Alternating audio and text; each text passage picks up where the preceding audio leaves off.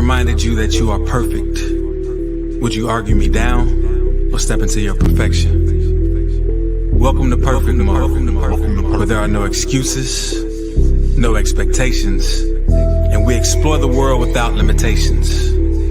I'm JClay, rapper, the spiritual teacher, with my co-host Troy Washington, your friendly neighborhood realtor. Let's be real, so let's be perfect. Perfect mode. Everything, anything, plenty things, perfect mode.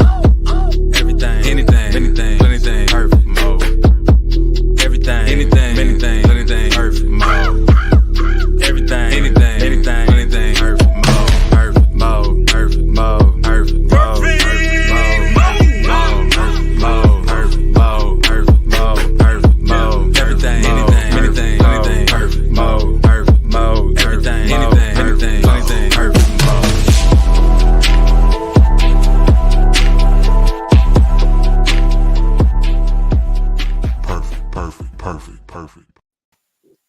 What up? What up? What up? Welcome to Perfect Mode. Welcome to Perfect Mode. And first off, I want to start by telling y'all that we love y'all. We're grateful for the opportunity to be anywhere, sharing our thoughts, and hopefully helping you realize that you are perfect.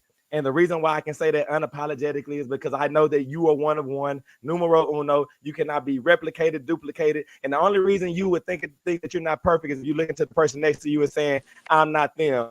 But you are you, and that's all you need. And of course, it's yours truly, Troy Washington, your friendly neighborhood realtor. And I have my boy JClay, spiritual rapper and teacher.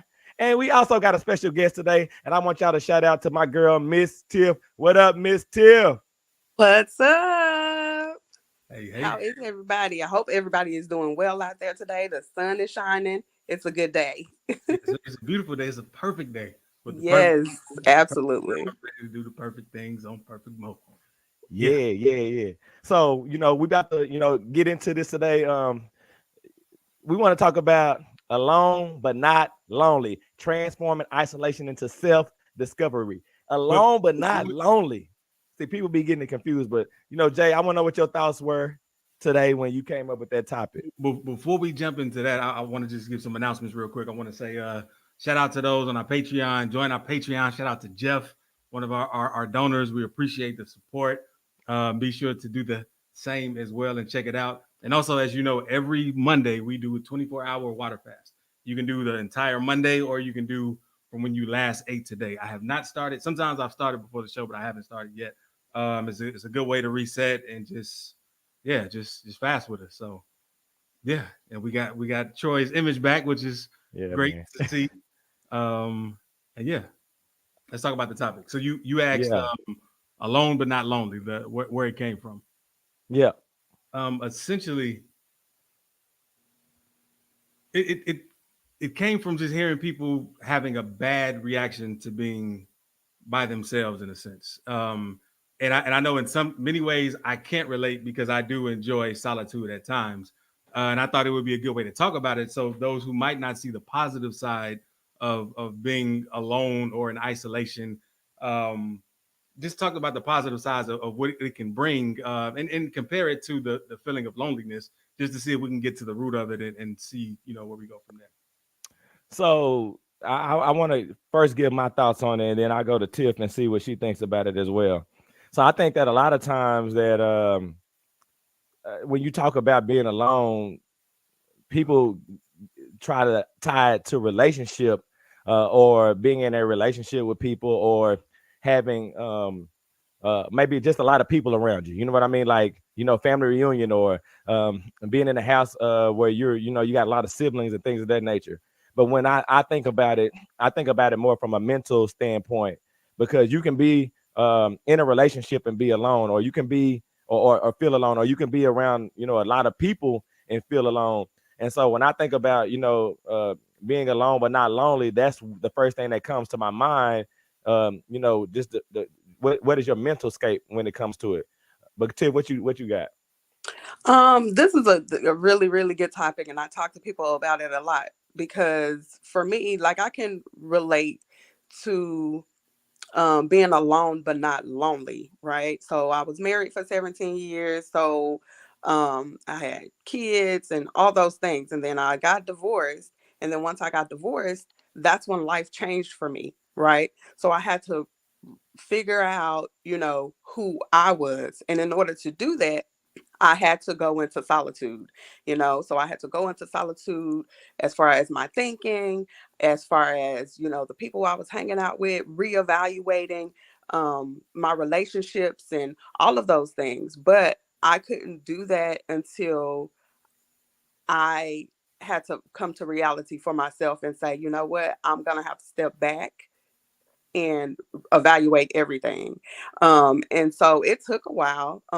In the beginning, I was lonely, right? But as I did the work, I started going to therapy and I realized that, you know what, I'm not lonely. I'm just alone, meaning I don't have all of these different relationships that I thought I needed. I don't have, I'm not trying to fit what society says that I need to do and, things like that. So I'm still a work in progress, but I find real joy in the being alone. Quick question. Was there like a defining thought or a defining something that allowed you to make that switch, or did it kind of happen? Was it gradual? Because I know you mentioned therapy as well. hmm Was It was it, definitely gradual. Yeah, it was definitely gradual over time. It took years for me to realize that, oh, okay, being by myself is not a bad thing. I realized that, you know what, I am an introvert and it's okay to be an introvert, because some people think that, oh, because I'm an introvert and I want to be alone and I need my me time, it's a bad thing. I'm being selfish, or I'm acting funny, and that's not it. It's okay, because sometimes that's what you need. Like, you have to be who you are so that you can be who you are for other people. And sometimes we try to mask that because we want to make the people around us happy, but you're not happy. So I feel like you need to make sure that you're happy so that way you can show up for everybody else, show up as your authentic self to everyone else. Yeah. So were you gonna say something, Jay, about that? I was gonna say I love that, but I saw you had something to say. No. I mean, again, it's just all the thoughts that run through my mind, because I know that from Tiff's standpoint, we talking about a romantic relationship, and then where she went after the fact. But I guess the thing that stands out the most to me, and the thing that I kind of want to highlight, especially if we're talking about a romantic relationship, you can be in a romantic relationship and be alone. Like, if you're one of the best things that I feel like you said was, I had to go within myself. And so when I hear people say that, or anybody say it, because I've heard people say it before, I've even said it myself, I had to go within myself. When I went within myself, that's the first time that I ever felt like I was not alone. That's the Yeah. first time I was able to actually be able to feel the presence of the people around me. See, it's one thing for me to look around and see everybody and say that I'm not alone, hmm but not understanding who I am and not feeling who I am and really being lonely. Like, Yeah. and so go ahead. I was just gonna say, like, for me, the nighttime was the worst, because that's when I was alone, like solitude, and had to be with my thoughts, right? Everybody was good, the people around me, they were gone, they weren't there, so I didn't have a choice but to sit in my thoughts and say to myself, what am I doing? you know I can't. I'm trying to make all these other people happy, but I'm not happy myself. And so in order for me to be happy, I'm gonna have to let some people go or stop doing certain things. My motto is, I always choose me, regardless, in every single situation, no matter what it is, no matter what it looks like. When it comes to work, when it comes to my friendships, whatever, I'm always going to choose me first. Right. So if it makes me feel a type of way, if I don't feel good about it, I'm not going to do it. Simple as that. And people, they either accept that or they move around. And if they move around, then that means that they were not for me in the first place. Yeah, and I want to read what Loretta said. She said, "Yes, alone time is critical," and I It agree. is. And I do want to get to the root, because I like getting to the root of everything. And one thing you mentioned, Miss Tiff, was about your thoughts, sitting alone with your thoughts. Mm-hmm. And I find a lot of people don't always do that. And sometimes you hear extroverts, they like being around people because they Yeah. never have to sit alone with their thoughts. They're always doing, moving. But my question then is, when you sit with your thoughts, and when you started to sit with your thoughts, were you surprised by anything? Was it easier than you thought? Was it more difficult? It was hard, right? It was hard because it was a battle of, okay, should I be doing this? Because again, I'm trying to make everyone else happy, right? And so if I'm follow what my thoughts are thinking, then that means I'm gonna have to stop talking to you. I'm gonna have to stop talking to you, or I'm gonna have to stop talking to certain people. So it was a battle within myself, like, okay, is this right? Is this what I should be doing? Um, if I let them go, is it going to be okay? I had to come to the realization that the things that I was thinking and feeling was going to be better for me. And like I said, that took me some time. It took me some time to realize that it's okay for you to be you. It's okay for you to be who you are. It's not selfish, or it's you're not acting a type of way because you choose to act on who you really are as a person. See, and and again, this is just my interpretation of it. I guess as it pertains to my own life. When you choose not to sit with your thoughts, or you choose to um, not put you in the forefront, I think that's the recipe for being alone. Because to your point, JClay, as an extrovert, and I don't want to frame all extroverts this way or say that anybody thinks this way. I'm just saying somebody that's an extrovert that feels like they should always be out, demonstrative, like, being available and all of these different things. When they don't have those things and they have to rely on the one person that's always there with them, that person is not there with them. That's why they feel alone. That's why they feel the loneliness. Like, this person don't ever go anywhere. It's like, and the way that I like to think about it is, whenever I'm eating a chip, the loudest thing that I can hear is inside my head. Like, whenever I'm sitting and when I'm talking to my friends, even if I'm not 100% locked in on every word that you say, there's another person in my head that's talking louder than you. But what do you think about this? Well, what do you think about this? So the reason why I never have the opportunity to feel lonely, though I felt lonely in the past, and I have my you say we're a work in process, Tiff, is the fact that that person that's always there is not foreign to me. He's become important to me. And so because he's important and he's not foreign, and I understand him and I'm listening to him, and I understand, like you said, my best interest, like, he's only telling me what I want half the time. So, because he's not foreign, I never have that sense of loneliness. I'm going to read what Angela K. Clay said. She said, "There's nobody else for you to be but you." And Loretta also said, "I love the way you honor your feelings, Mizz Tiff. That's very resonant with me." And so I do have a question to both of you then. So, like, Troy, you touched on feeling that loneliness, right? Like when you sit, when you're forced to kind of be alone with yourself and you're feeling it, is it like, is it a feeling of despair, or is it a series of thoughts going through your mind? Like if we could define it in some way, what is it, and or what did you think it was, and what did you see it for what it was later? Well, okay, so two things here. What I didn't understand what it was whenever I was experiencing it. So I could be sitting around and I can literally just feel like, why is nobody not with me? Again, I'm going to use a real life situation. I love basketball, right? I watch. I mean, of course, I coach. I like watching basketball, and that's my thing. That's Troy's thing, right? But my thing, I wanted to have people to be a part of my thing with me, so that way I didn't feel alone doing it. Because it's always better to do things with people that you love and people that want to have fun with you, right? And so, because of the way that I am in my house, like when my wife wants to watch a show or my kids want to watch something, like I watch anime. Now, I don't want to get it twisted. I like anime, but I didn't realize how much I like anime until my son started watching anime and said, "I want you to watch this with me." So I watched it with him because, again, my mentality is you do stuff with somebody so that way you can not feel lonely. You can feel included. You can feel that camaraderie, right? Same thing with my wife. She want to watch a show. I don't care what it is, whether it's something that I'm into or not, I'm going to watch it.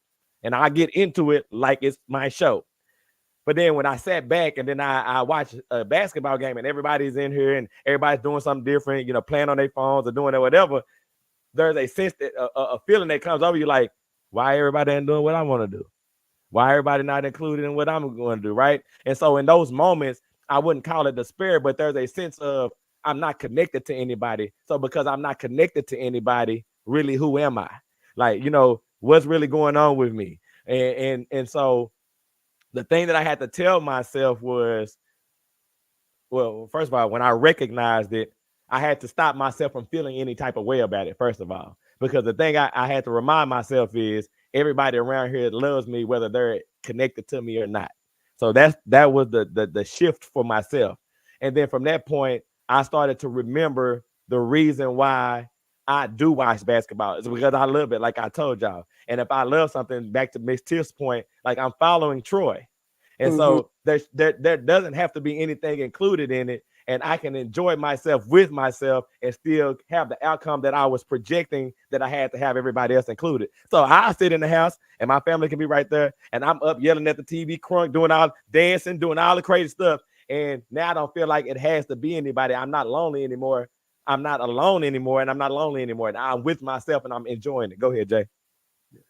Did you want to add something to that, Mr.? And see, for introverts, it's different, right? So we're in the crowded room and our mind is saying, why are we here? Like, I'm ready to go home. I need to get away, or, you know, so it's like we're trying to beat the clock. You know what I mean? Before we run out of our social battery runs out, you know? So we're sitting there and we're laughing. We may be having a good time, but in the brain, we're like, okay, I'm ready to go. I need to go to my space. You know, I need to get into my solitude. So, you know, being an introverts should be able to accept being lonely, because that's what they do. That's what they prefer. That's what they thrive off of. They thrive off of being to themselves in their bubble, you know. But you know, I've met a lot of introverts that feel like being an introvert is a bad thing, because people look at them like, why are you keeping to yourself, or why are you being antisocial? You know, they may look at it, you know, like that. And so some introverts like me in the beginning was trying to cover that up, you know, for people, because you don't want people to think that you are antisocial, or that you don't want to be around them, you don't want to hang out with them. You do, you just don't want to do it a long time, or you don't want to do, you know, too much of it. You want to be able to go to yourself, keep to yourself. So I got a question to you about that as well, from that standpoint. When you were trying to hide it, right? When you were deciding that, okay, being an introvert is not a good thing. I don't need everybody to know I'm an introvert. Right. The question is, during that time, did you feel lonely? I did. Because I feel like I was lonely because I wasn't being true to myself. I'm trying to make everybody else happy, right? Because I wasn't doing the things that I want to do. I'm going to these events that I really don't want to go to, because you asked me to go, and I want to make sure that I honor you. But I wasn't honoring myself, because I'm showing up for other people, but I'm not showing up for myself. So I want to tell you what's funny about the introvert versus the extrovert, because I feel like I am an extrovert. I don't think that I'm an introvert, even though I like to be in and alone sometimes. But the way that they are so similar is, for me, I was wanting everybody to be like me, right? I was wanting everybody to be like me. Like I wanted to be a part of it so that they would be a part of something with me, right? And just trying to control the situation in a way that I was going to make me feel better. Or on the introvert side, like, you're doing the exact same thing, but in reverse. Like, you're really going to the party because you want everybody to accept your introvertedness whenever you decide to do it. I want everybody to accept my extrovertedness when I was ready to do it. Like, I want everybody to come over and be crazy with me, right? Yeah. And so it's funny that it's really the same thing. It's just how we look at it. Go ahead, Jay. I want to read what Tommy Jones said. Shout Being out an Tommy. introvert is normal for some, but could come from trauma for most. It's a place of security from outside hurt. We must know the difference and when to heal or operate safely as an introvert. So I'll say to that I do consider myself an introvert, or maybe I'm an extroverted introvert or introverted extrovert. Extrovert. But real talk though. Real talk. I feel that. But the thing that I am now, because I'm very secure now, but I don't know if I always was, is I could be somewhere and be secure in doing my own thing in a sense. But I will say that kind of came from practice, because I remember when I was younger, people just didn't always want to do what I wanted to do when I wanted to do it. And it was kind of like what Mizz Tiff touched on, like, okay, are you gonna be true to yourself? Are you gonna have fun for you, or are you gonna be miserable for other people? And I think that's one of the key differences when you really look at yourself. Like see it. Do you get something for being miserable for someone else? Like, is that prize worth it? And if not, why even choose it? And just kind of piggyback on what you're saying and on what Tiff is saying, just to respond to Tommy when he said being an introvert is normal for some, but could come from trauma for most. And I would tell you the trauma that we all have, not just an introvert because of trauma or an extrovert because of trauma, because some extroverts are extroverts because of trauma as well. Just trying to make people not see what they're trying to hide is one of the ways that I've seen that. But we're all prone to some type of trauma that's stopping us from being us. Because at the end of the day, the finish line for us all is for us to be 100% wholeheartedly, unapologetically you. And there's trauma in us all that makes us feel like that's not all right, because we all, whether introvert or extrovert, could fall in that category. And just to kind of read what, go ahead, Tiff. I'm sorry. No, I was just saying, sometimes it's, you're right, trauma, but sometimes it's society. Society can be rough for someone who cannot navigate it. Yeah. So, and go ahead, Jay. One thing I say, like, about like social media, right? The only time I feel bad on social media is if I'm not doing the stuff that I want to do for me, or doing what I'm supposed to do. Real talk though, man. If I'm on my mission, or if I'm in my joy and my love, and I see other people in their joy and their love, I'm like, man, that is awesome. Look, everybody can do it. It's great. But if I'm maybe avoiding something that I need to do for me, and I'm making excuses, or I'm doubting myself, when I get on social media, that's when that society hits. It's like, they having fun, and I like sucks. It's stupid. It's just one of the things that I tell my kids. I'm telling my kids, but I'm telling myself all the time, bro. Is don't worry. Brody will come to me and be like, "So, Daddy, how many pieces of candy did TJ get?" And I'll be like, "Bruh, quit worrying about him. Like, did you get like the key here is the worry word, right?"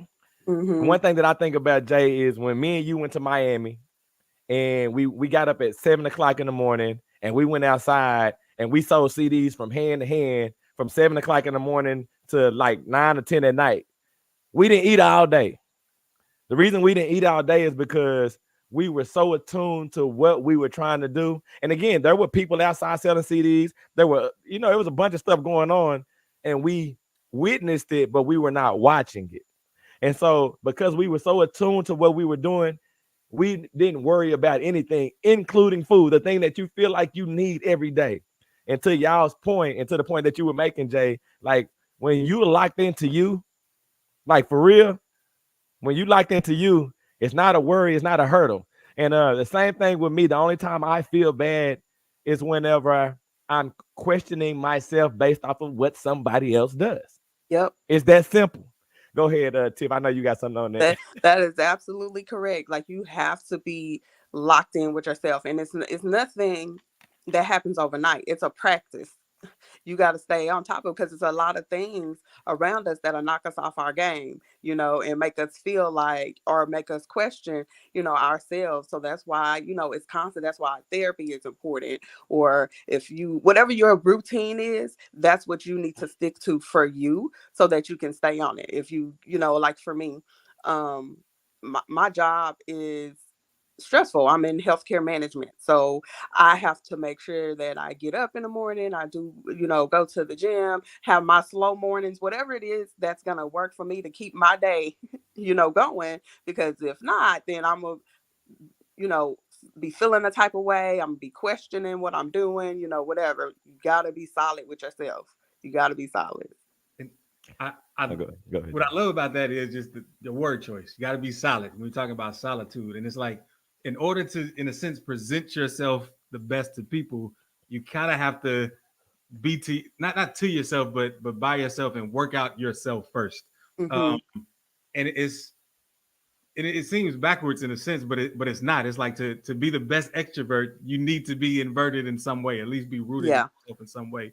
And it's cool. And I want to ask you, like what are some practices? Are there some things that someone who is just feeling lonely most of the time, like an action step that they can do? So I'll go first, but before I answer the question, man, about action steps or things that you can do, I want to highlight something you said, Jay, and I'm saying that just so that way me and Tiff can be on the same page when it comes to everything. And this is kind of the way that our show always goes, Tiff, and we always got Mm-hmm. to check ourselves this way, right? Mm-hmm. You classified yourself as an introvert, and I classified myself as an extrovert. And JClay came back and said, I'm an introverted extrovert, or extroverted introvert, however you want to say it, right? Yeah. And the reason why I point these things out is because we are all things, and some things shine a lot more than others, but we are all things, and we can be great or competent, or the best at all things. And just again, point being, me being in solitude sometimes are my greatest times.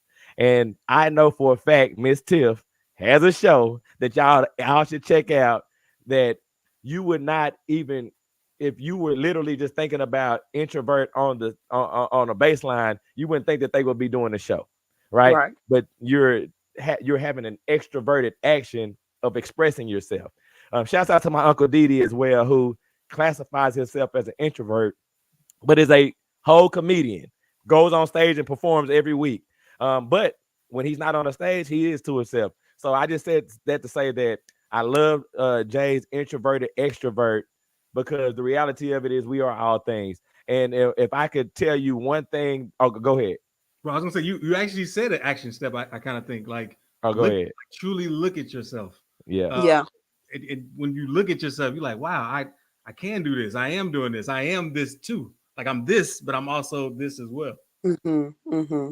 And shouts out to Angela K. Clay. She says, the more you know and accept about you, the better you are. And, just another action step. I know Mizz Tiff said counseling, and I co-sign counseling. I've been to counseling before as well. But I would also, one thing we push on this show all the time, let's meditate. Allow, be still, Mm-hmm. and just listen. And you don't even have to always have an answer. Just allow whatever you hear to be what you hear, and you can analyze that as it comes. But you can go, Mizz Tiff. I know you got something too. Another one thing that works for me is journaling. So writing it down, journaling, writing it down. And my type of journaling is I write it down and I forget about it. And then I come back a month or two later to see my growth. Right. So I'm writing everything, how I'm feeling, why I felt that way, if something triggered me, whatever. I'm writing all these things down. And after I put the pen down, I'm done with it until I come back, like I said, a month later, and I read it again to see, okay, have I have I gotten better from that? From that. Am I still struggling with that? What do I need to do to be better, or if I've grown and gotten better or moved past it, I think about, okay, what did I do to help me, so journaling for sure. Quick question about that, because Yeah, I knew you were gonna ask. a couple of episodes ago, like we talked about journaling and how it's so effective, but Troy and I, we're not sure how to do it effectively. So my question is, like, is it more like a brain dump? Is it how you feeling? Do you have prompts? Like, what? Hmm. How do you go No, about doing mine is more of a brain dump. So if I'm feeling like if I'm feeling away, it's almost, kind of like meditation. Like if you're feeling away, I go into that solitude, quiet room, nobody there but me and my thoughts. I don't have a choice but to hear, what's going on in my brain, and I just write it. I write it. Like I said, I write what the problem is, what triggered me, why it happened, all of it. You write it, put it on paper so you can see it black and white. Now, this is just another question for everybody that's listening too, because I know other people had questions about the scribing part as well, and we'll tell you about savers later. But it's a brain dump. You write how you feel. I love the fact that you said I analyze the problem, so you pointed it towards something, which is, I feel like, is important. But I guess the next question about the journaling is there a specific time of day that you do it? Do you wait to the end of the day? Do you do it in the morning? Like, I mean, probably not in the morning, but when do you actually do it? I do it as soon as it happens.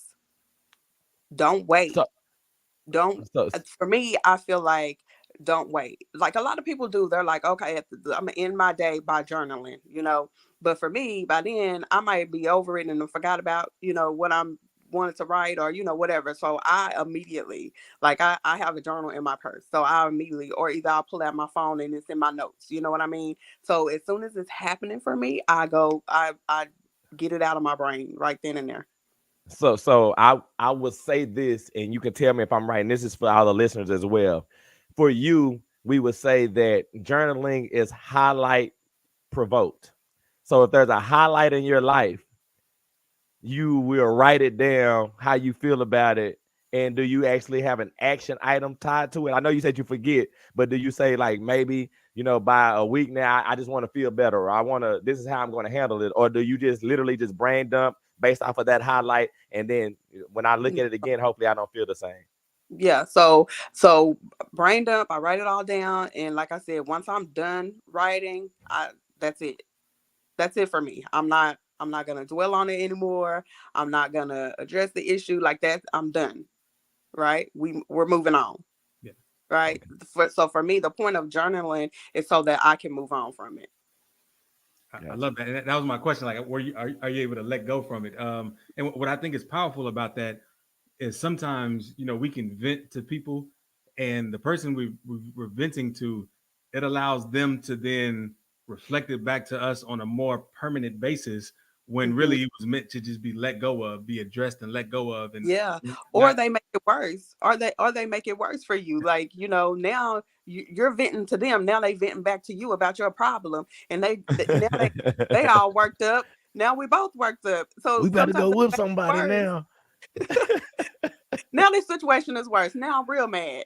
Real talk. Real talk. I love that too, because even on this topic, like, like some people use venting as a coping mechanism, but this gives another way to, you still accomplish the same thing, but you Yeah. also get to go into that solitude and turn it into a strength instead of a possibility of a burden. Yeah, you vent on paper, and nobody else is talking back to you, swaying how you feel about it, because you might feel like, yeah, you know what, I'm done, and then somebody else might be like, no, I think you need to address it. Now you're trying to, should I address it, should I not? Whereas if you just journal it, write it down, because you're right then and there is how you really feel about that situation. It's how you feel about that situation. So just write it down, let it go. Whereas if you're talking to somebody else about it, they're swaying the way you really feel about it. So I'm gonna ask you another question, but I want to say something before I ask the question, right? And again, this is just Troy's mentality on it.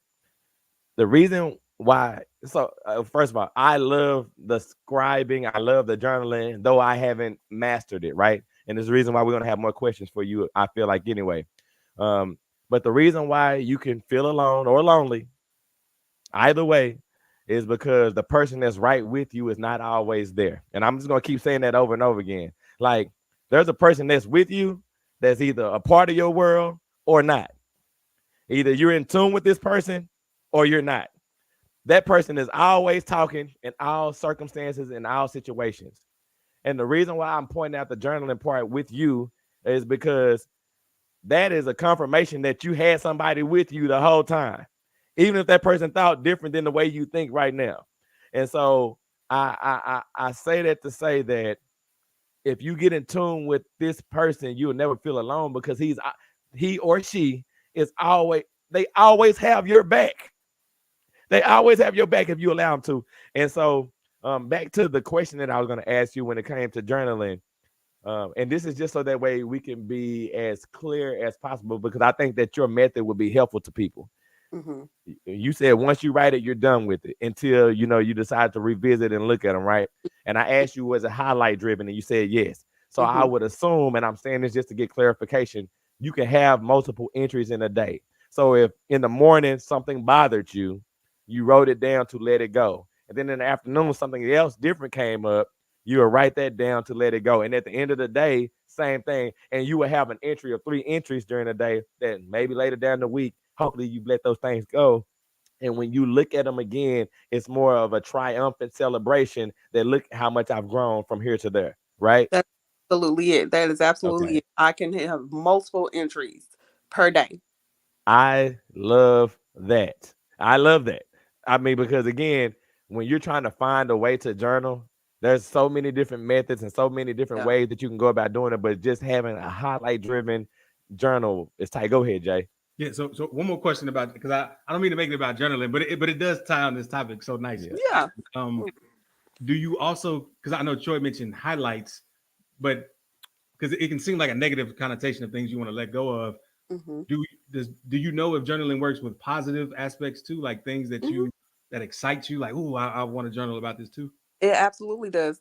I journal about any and everything that's going on. If it's something that made me super happy, if it's something that I feel like I need to let go, or whatever. My journal is, and that's why I'm thinking, like, I don't have, I know people follow, journaling methods. There's 100 different types. I don't. Like, they're like, oh, I gotta go buy this type of journal. I got a spiral notebook, and I write any and everything: the happy times, the bad times, the angry times, whatever it is. One thing that I did during COVID, I it was like a documentation.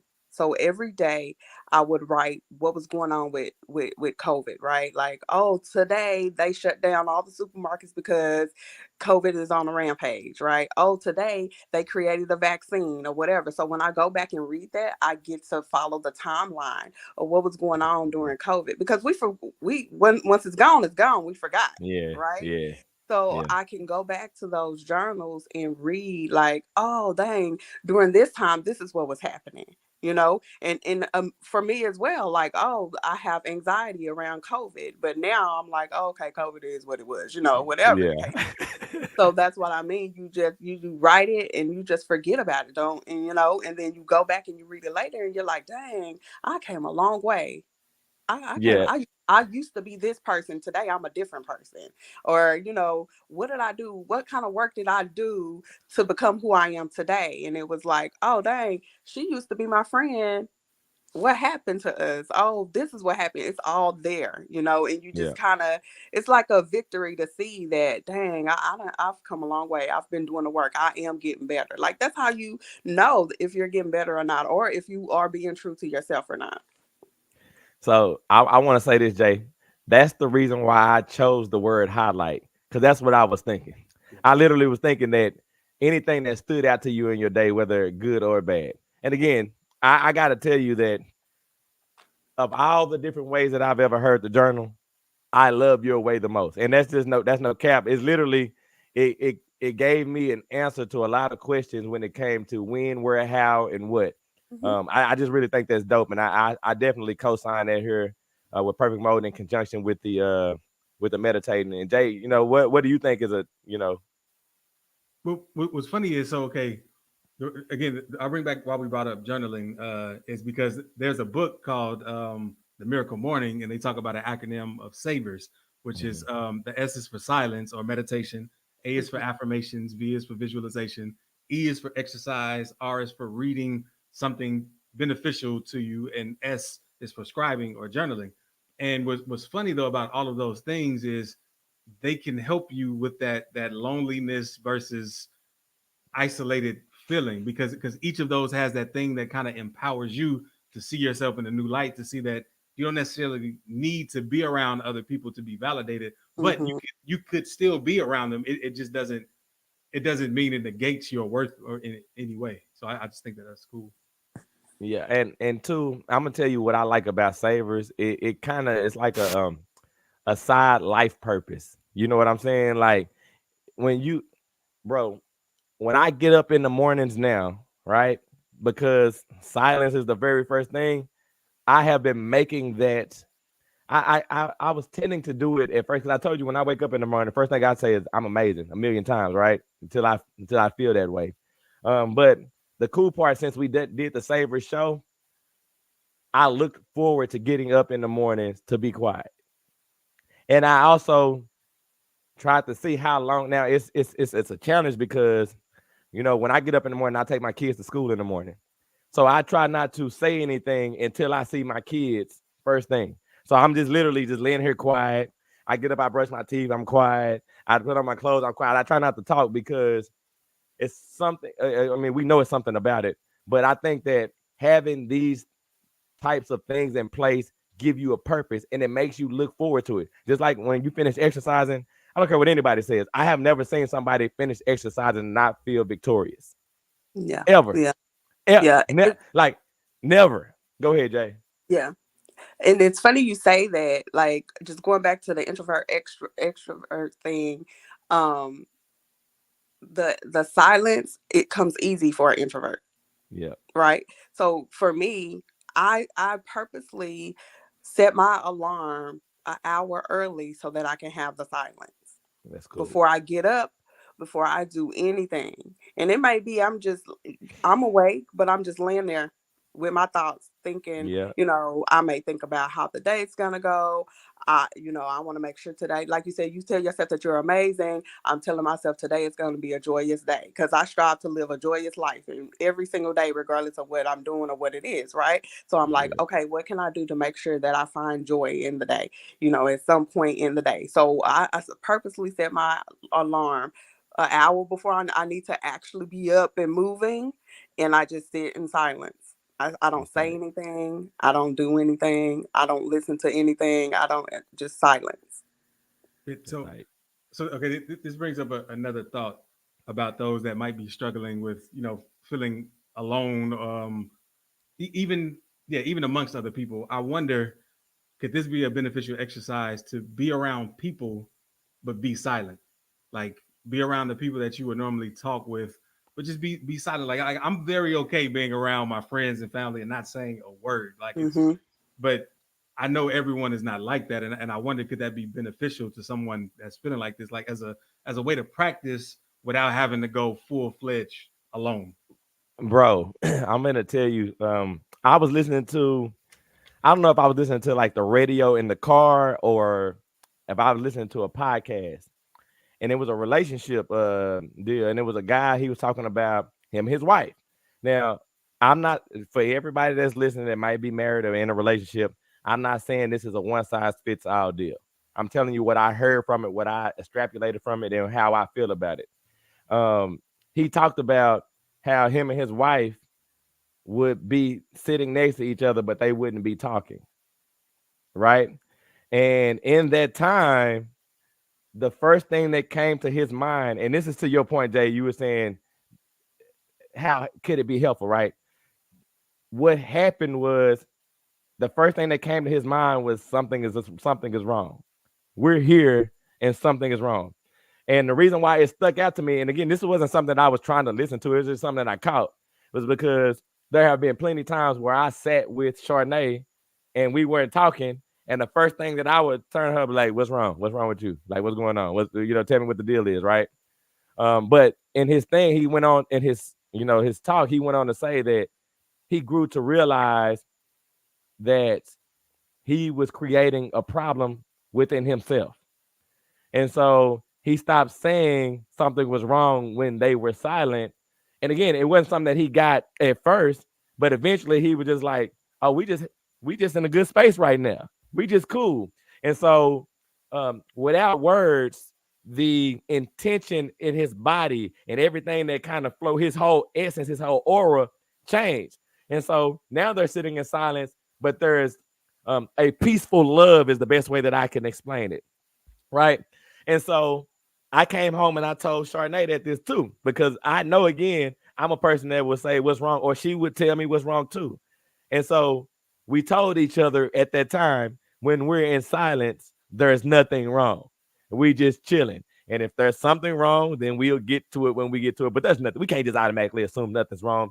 And what ended up happening in time was it made me better. Not for her, not based off of, but it was based off, to answer your question, can sitting in silence with somebody help you to grow in whatever way?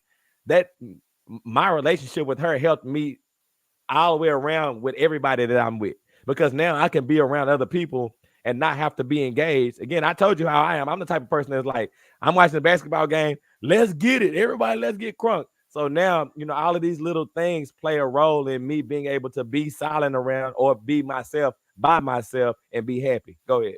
Yeah, I like that you said that, because that's something that my friends understand about me. Now, these are people that I've been friends with for a long time. Like, we'll go out and I'm okay with, I'm having a good time, but I'm sitting there, I'm not talking, I may not be engaging or whatever. I'm enjoying the moment, but because I'm sitting there, some people will look at you and be like, are you okay? Are you having a good time? And I'm like, yeah, I'm good, I'm fine, I'm just quiet, because I'm enjoying the moment. And so my friends, they understand that about me. So when we go out, it's like, just because she ain't up dancing or doing XYZ, she's having a good time. This is just who, she's just, that's what, it's good, it's okay, so the people around you have to understand that too. Funny, I'll say this as well. Well, number one, I told you I went to my wife and I actually told her what I heard, so we can kind of be on the same page. But I listened to your show when you actually talked about that too, right? So shouts out to you. If y'all don't know, y'all check out Mizz Tiff. So conversation starters, right? Yes. But this is what I want to say too, to your point when you said, other people have to accept it, right? And it's to the point of me telling my wife, but sometimes people are not going to accept it. You have to show them. Because again, the people that are around you and love you, which should be everybody everybody in your world is there because you put them there. They're only going to react and respond to you based off what you've given them in the past. That's all they got to go on. And so though they may not get it at first, somebody eventually will probe. And the reason why they were able to figure it out with you, Tiff, is because they broached the conversation multiple times. Are you okay? Why are you sitting here why are you not looking like us? And they put you on point to teach them how you are.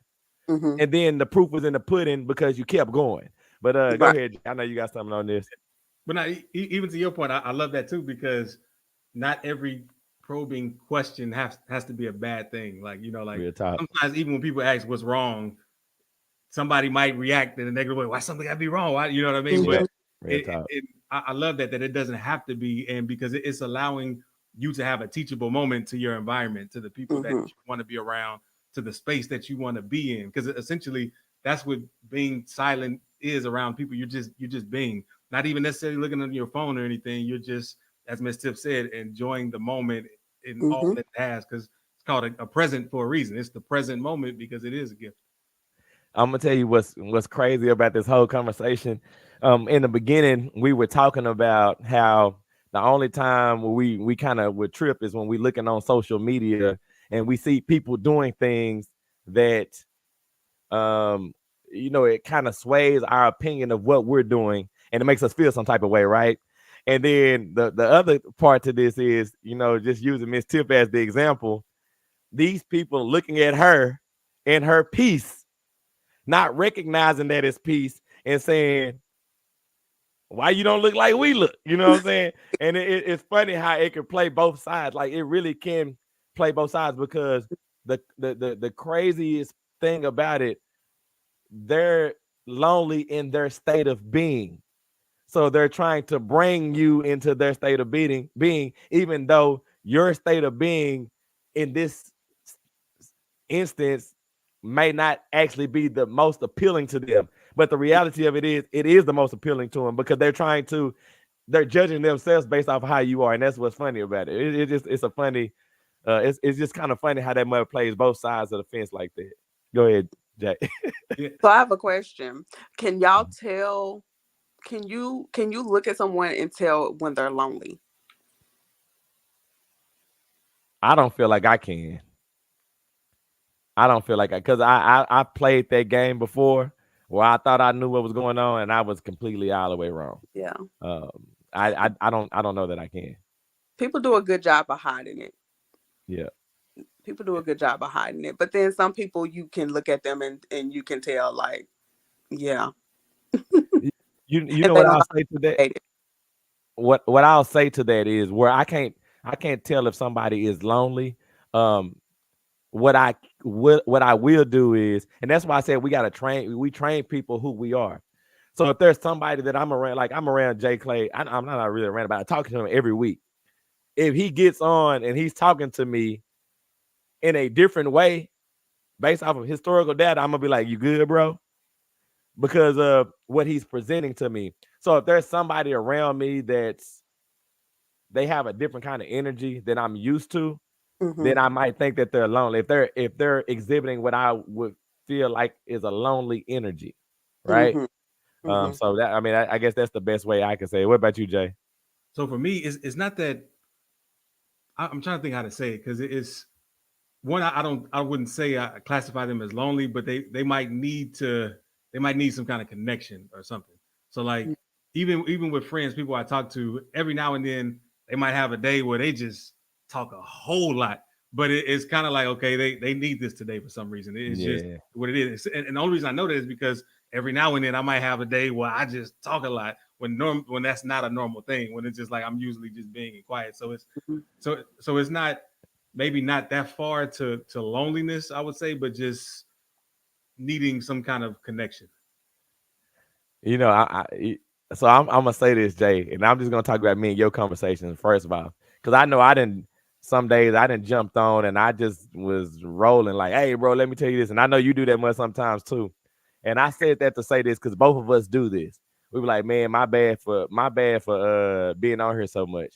Like, we don't gotta be apologetic for you letting it all out. You know what I'm saying? No matter what that mug is.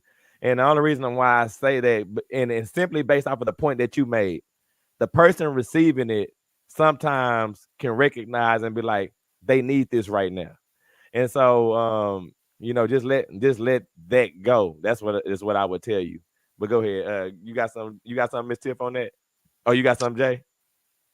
Go ahead, Mr. No, I was just gonna say, and that comes with, I did a episode about friendships on my podcast.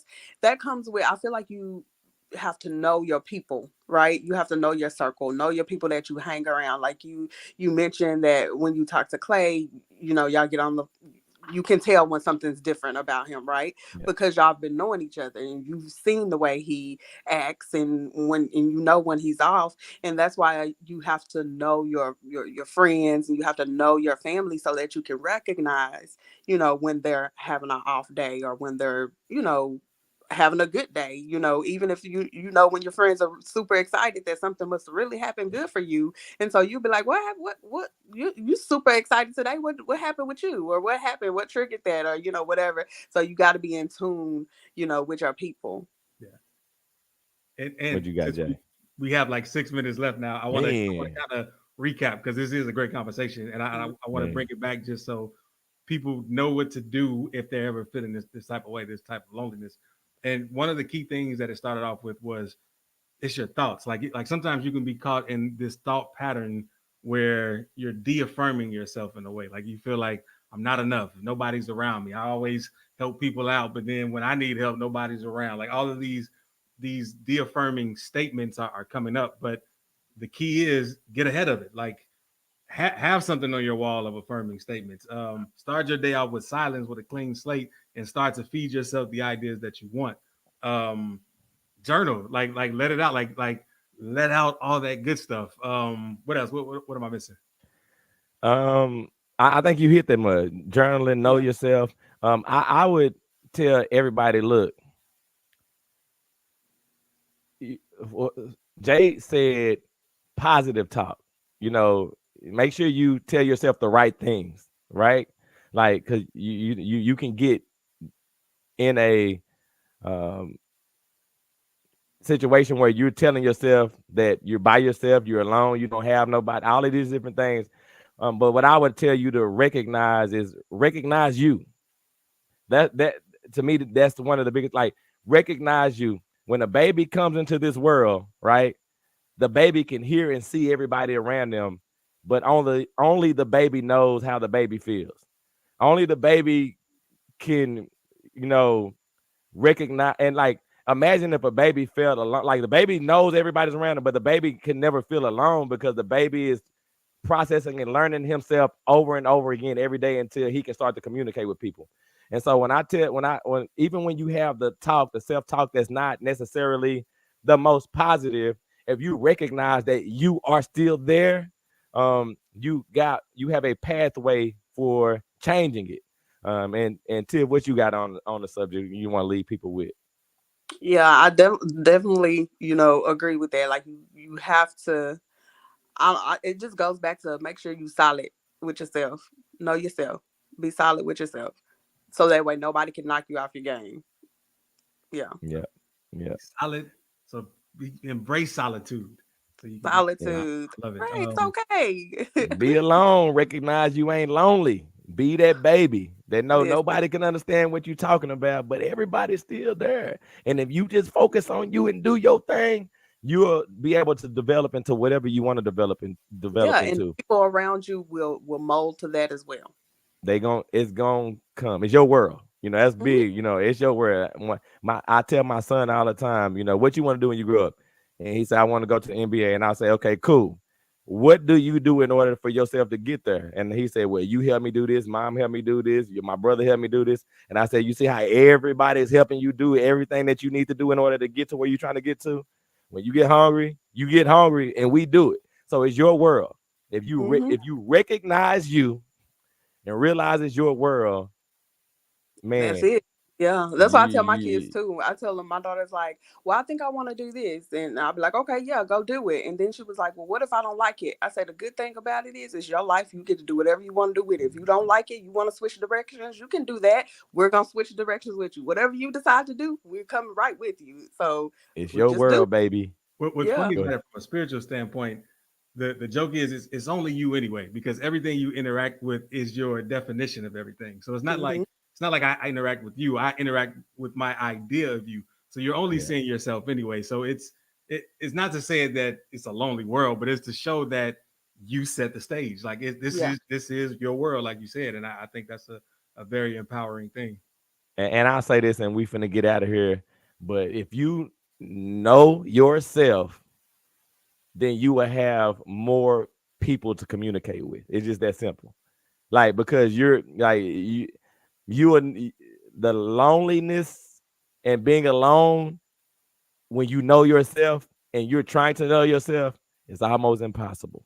But I'll say, man, we love y'all. We're grateful for everybody joining us today. Y'all make sure y'all check out Mizz Tiff, Conversation Starters. You can catch her on iTunes, everywhere that they got podcasts. She got that thing. She even got clips on TikTok, is where I found her and then didn't realize it was her. But y'all make sure y'all support her. Her podcast goes hard. I'm a avid listener of it. Again, we just grateful for y'all. Without y'all, we wouldn't be here. We definitely be doing something, but we wouldn't be here. And just remember, Jay, you can take us out, man. Yeah, appreciate y'all again. If you found this helpful, hit the share button, like button, all that. Catch us every Sunday, same time, noon Central. And just remember, you're a perfect creation made by a perfect creator. So you might as well accept your perfection and enter perfect mode. Yeah.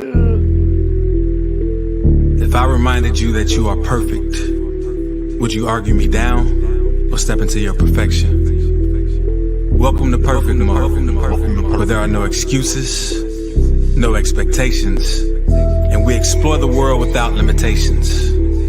I'm JClay, rapper, the spiritual teacher, with my co-host Troy Washington, your friendly neighborhood realtor. Let's be real, so let's be perfect. Perfect.